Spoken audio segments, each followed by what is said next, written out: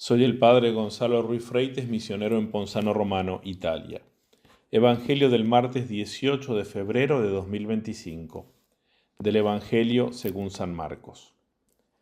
En aquel tiempo los discípulos se habían olvidado de tomar panes y no llevaban consigo en la barca más que un pan. Él les hacía esta advertencia: abrid los ojos y guardaos de la levadura de los fariseos y de la levadura de Herodes. Ellos hablaban entre sí que no tenían panes. Dándose cuenta les dice: ¿por qué estáis hablando de que no tenéis panes? ¿Aún no comprendéis ni entendéis? ¿Es que tenéis la mente embotada? ¿Teniendo ojos no veis y teniendo oídos no oís? ¿No os acordáis de cuando partí los 5 panes para los 5000? ¿Cuántos canastos llenos de trozos recogisteis? 12, le dicen. Y cuando partí los 7 entre los 4000, ¿cuántas espuertas llenas de trozos recogisteis? Le dicen 7. Y continuó: ¿aún no entendéis? Palabra del Señor.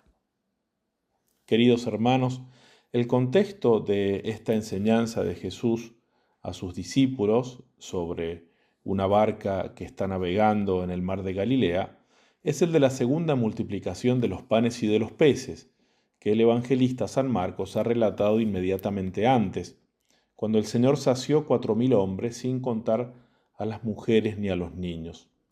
Dice el evangelista, e igual está relatado del mismo modo en el Evangelio de San Mateo, que después de este milagro se le acercan a Jesús algunos fariseos y le piden una señal del cielo para creer en él, es decir, un milagro. Y Jesús le responde que no se les dará ninguna señal, y se embarca con sus discípulos hacia la otra orilla, y allí sucede este episodio en el cual él les dirá a los discípulos: guardaos de la levadura de los fariseos, porque les acaba de decir a los fariseos que le han pedido una señal que no se les va a dar ninguna señal. En el texto paralelo de Mateo, Jesús llama a los fariseos generación malvada, porque busca ver un signo, un milagro, y dice que solamente se le dará el signo de Jonás. Es decir, Jonás, aquel profeta que estuvo 3 días en el vientre de un gran pez hasta que el pez lo vomitó en una playa. Volveremos sobre esto. Entonces ese es el contexto. Mientras están atravesando entonces el mar de Galilea, los discípulos están preocupados porque no tienen pan con ellos. Tomando pie de esta preocupación por el pan, Jesús los dice de estar atentos, de abrir los ojos, es decir, de discernir y de cuidarse de la levadura de los fariseos. Pero ellos siguen pensando que Jesús les está hablando en estos términos, por ejemplo, mencionando la levadura, porque ellos no tienen pan, no han llevado pan. Y Jesús entonces los reprocha diciéndoles que por qué se preocupan del pan, recordándoles las 2 multiplicaciones de los panes y de los peces que ha hecho, una en la que sació 5000 hombres y en la otra 4000. Y termina diciéndoles: todavía no entendéis, como con un reproche un poco más severo.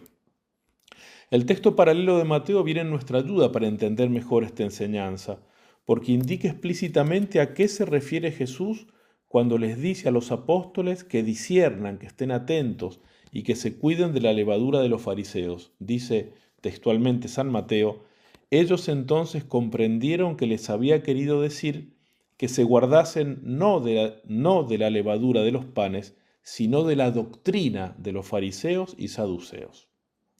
Por eso es importante el contexto de la reciente multiplicación de los panes y de la discusión con los fariseos y saduceos que le piden a Jesús una señal. Jesús en la barca recrimina a sus discípulos porque, estando con él, están preocupados por la falta de pan material. Y él les recuerda los milagros hechos cuando multiplicó los panes para saciar las multitudes, de manera que les está diciendo que confíen en él. Les está diciendo que él es providente. Se asemeja por eso este pasaje a aquel en el cual estaban ellos en la barca y Jesús dormía y comenzó una fuerte tempestad y ellos con mucho miedo lo despertaron diciéndole: Maestro, ¿no te importa que perezcamos? Y Jesús les recrimina diciéndoles: hombres de poca fe, ¿por qué dudasteis? ¿No estaba yo acaso con vosotros en la barca? Por eso este pasaje nos enseña la confianza en Jesús, la confianza en su providencia y la confianza en la certeza de que Jesús cumple aquella promesa, yo estaré con vosotros todos los días hasta la consumación de los siglos.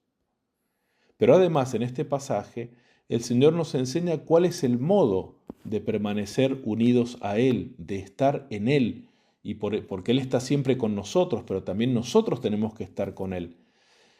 Este modo de estar en Él y anclado firmemente en la esperanza en Él es la fe en Jesucristo.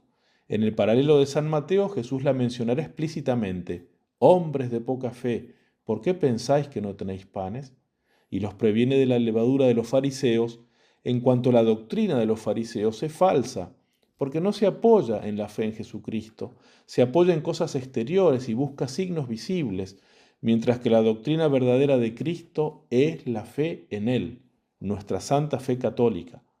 Por eso les dice de estar atentos, de discernir, porque el justo debe vivir y debe actuar según la fe, y no según las cosas sensibles o según sus estados de ánimo, como pueden ser sus temores, sus desganos, sus tristezas o sus alegrías, o las dificultades de todo tipo que se le presentan. Porque el que sigue a Jesús, como dice él mismo, no caminará en las tinieblas, sino que tendrá la luz de la vida, porque Él es la luz del mundo. Y es también por eso que Jesús menciona que a esa generación no se le dará ningún signo salvo el signo de Jonás, porque el signo de Jonás es la resurrección de Cristo. En otro episodio, Jesús dirá que así como Jonás estuvo 3 días en el vientre del pez, así él estará 3 días en el seno de la tierra, porque la resurrección de Cristo constituye el fundamento de nuestra fe en Él y la esperanza de nuestra salvación, tanto la presente resurrección espiritual, que es la vida de la gracia, como la futura resurrección corporal al final de los tiempos.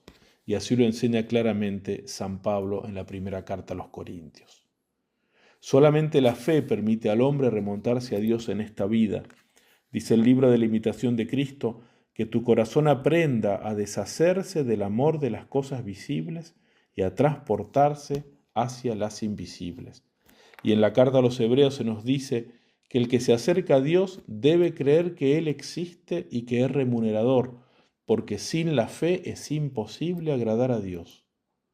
Jesús dice en el Evangelio: esta es la voluntad de mi Padre, que todo el que vea al Hijo y crea en Él, tenga la vida eterna y que yo lo resucite en el último día. Por eso Jesús pedía la fe como un requisito antes de hacer los milagros, y hacía milagros a los que creían en Él. Como enseña hermosamente San Cirilo, Cristo se detiene a la voz de los que lo llaman con fe y mira a los que lo invocan con fe. En la carta a los Hebreos se nos dice que la fe es la sustancia de las cosas que esperamos y la prueba de lo que no se ve. Es decir, la fe es un conocimiento que supera todo humano conocimiento.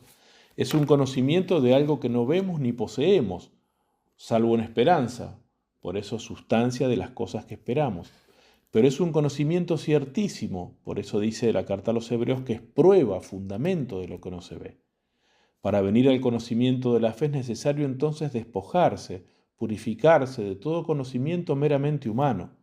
Y esto lo hace el mismo Dios en nosotros, que nos instruye como un maestro, dice Santo Tomás de Aquino, y en eso está la razón de la fe, la razón formal de la fe, en creer a la autoridad de Dios que nos enseña, en dejarse amaestrar por Dios. Y esto es un trabajo espiritual cotidiano, ir conociendo a Dios a impulsos de la fe, es decir, bajo su misma acción, de manera que lo conozcamos como Él quiere ser conocido por nosotros. Es la fe lo que nos eleva por sobre las cosas temporales y pasajeras y nos da ya la posesión anticipada de la victoria, como enseña San Juan. Esta es la victoria que vence al mundo, nuestra fe. Porque es la fe la que nos hace victoriosos con Cristo victorioso, victorioso sobre el mundo, sobre el pecado, sobre el demonio, sobre la muerte. Por eso, queridos hermanos, avivemos nuestra fe. Pongámonos en las manos del Señor, pidámosle como los apóstoles: Señor, aumenta nuestra fe. Sin la fe es imposible la imitación de Cristo, es imposible abrazar la cruz, morir a nosotros mismos, amar a Dios sobre todas las cosas, amar al prójimo como a nosotros mismos y dedicarnos a trabajar por su salvación. Es imposible pasar por esta tierra con la esperanza puesta en el cielo si no tenemos fe. Si creemos y creemos firmemente, el Señor hará grandes cosas en y por medio de nosotros. Debemos tener esa fe capaz de mover montañas, ya que como dice el Señor, según vuestra fe os será hecho. Nos alcance esta gracia, María Santísima.